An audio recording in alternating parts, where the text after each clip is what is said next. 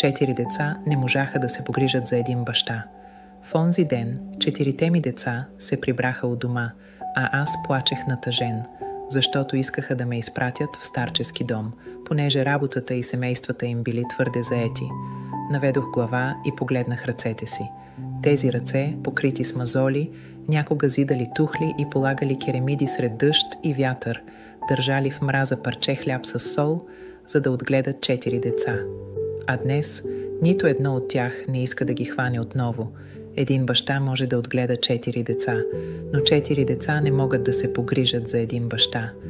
Сълзите ми тихо се стичаха и аз шепнешком се помолих: Господи, нима съм забравен. И точно в този миг в сърцето си чух Неговия глас.